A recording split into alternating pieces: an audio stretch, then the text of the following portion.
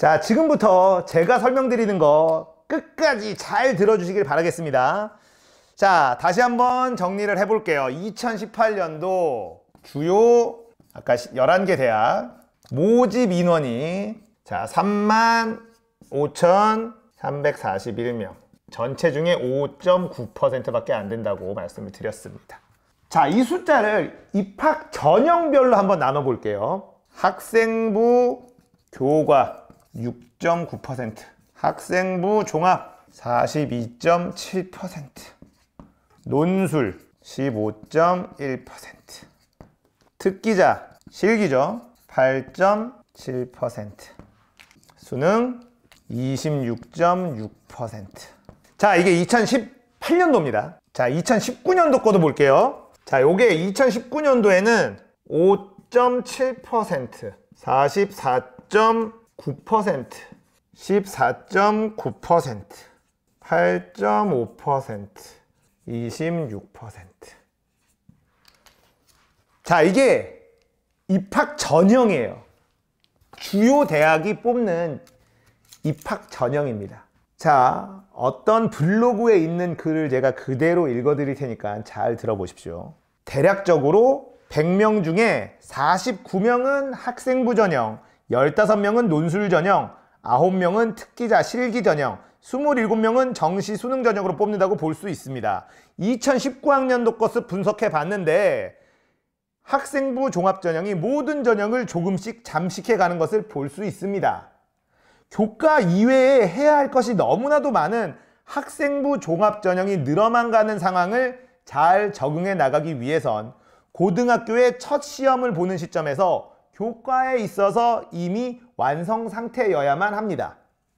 그러기 위해선 공부를 본격적으로 시작하는 시점을 앞당겨야 합니다. 중학교 때부터, 아니 그 이전이라도 전교에서 놓을 정도의 실력을 만들어 놔야 고등학교의 내신 경쟁을 수월하게 받아들일 수 있고 교과 이외의 것을 할 수 있는 여유가 생깁니다. 자, 이 블로그는 어떤 곳의 블로그일까요?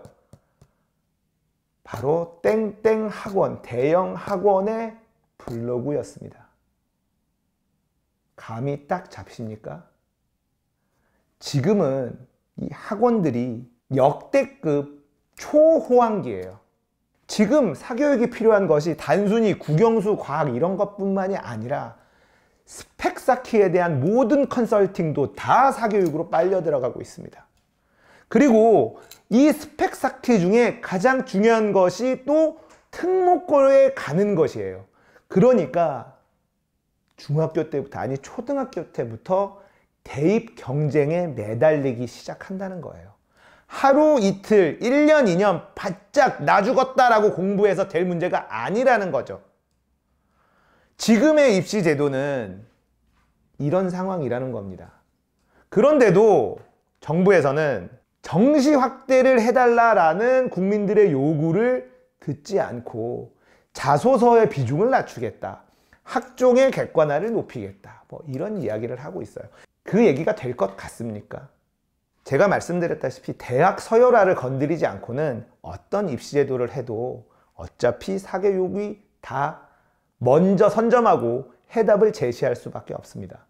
좋은 대학을 가고 싶은 사람은 여전히 많고 좋은 대학에서 뽑는 학생의 수는 여전히 적기 때문에 이 대학 서열화가 없어지지 않으면 영원히 사라지지 않습니다.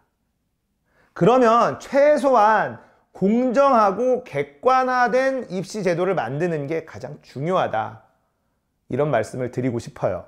제가 개인적으로 생각하는 것은 정시 70%, 수시 30%, 아니면 정시 80%, 수시 20%, 그리고 정시는 수능 70, 내신 30, 이 정도로 비율을 맞추는 게 가장 합리적이다라고 개인적으로는 생각을 합니다. 교권이 무너지는 거 다른 방향에서 찾아야 됩니다. 학종 들고 학생들한테 협박할 수 있는 교권이 진짜 교권이 아닙니다. 지금 무너져 버려 있는 이 밸런스 어떻게 할 겁니까? 빈부격차 어떻게 할 겁니까? 엄마 아빠 찬스를 쓰고 있는데 그 엄마 아빠 찬스가 불법은 아니에요. 그런데 그 찬스를 가진 사람과 가지지 못한 사람의 격차는 누가 메꿔줄 겁니까? 제도가 그거를 인정하고 있습니다. 엄마 아빠 찬스를 쓰라고 인정하고 있어요. 다양한 체험을 하고 다양한 경험을 한 학생들한테 가산점을 주고 있지 않습니까? 근데 그 다양한 체험은 맞벌이하고 힘들게 사는 집안의 아이들한테는 언감생심이에요. 교육의 다양성도 중요하지만요, 공정함, 이것이 가장 첫 번째로 평가받아야 할 가치라고 생각을 합니다. 대한민국은 말도 안 되는 교육열로 엄청나게 빠른 경제 성장을 이루었어요. 외국에서 한국을 분석할 때 첫 번째로 꼽는 것이 이 교육열 때문에 경제 성장을 이루었다, 이런 분석이 나오죠. 어느 정도 동의할 수밖에 없죠. 대한민국의 교육열은 정말 못 말리거든요. 그런데 국가가 만들어 온 이런 이상한 수시 전형은 대한민국의 경쟁력을 완전히 갉아놓고 있다고 생각을 합니다.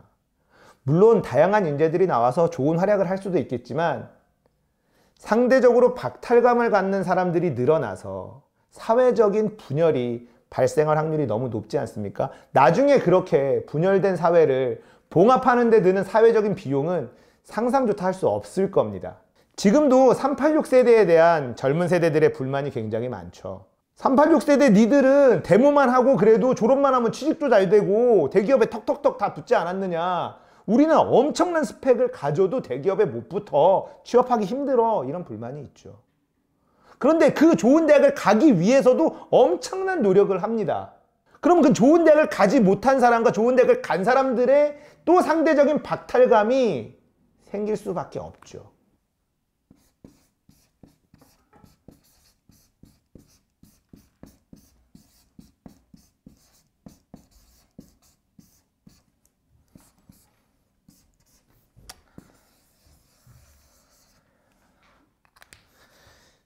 대한민국에 이게 존재하는 한 대입제도는 심플하고 공정하게 가는 게 맞습니다. 대학 서열화가 파괴가 돼서 서울대는 공대가 좋고 연대는 의대가 좋고 고대는 뭐가 좋고 또 지방에 있는 어느 대학은 무슨 과가 유명하고, 이렇게 서열화가 된 1, 2, 3, 4, 5등이 아닌 각 대학별로 특징이 있는, 특성이 있고 장점이 있는 이런 대학으로 만약에 우리가 문화가 바뀐다면 얘기가 달라질 수 있어요. 그런데 보세요. 서연고, 서성한, 중경외시, 우리가 외우고 있는 이 서열 뭡니까? 그게 존재하는 한 수시제도는 절대 성공할 수 없다.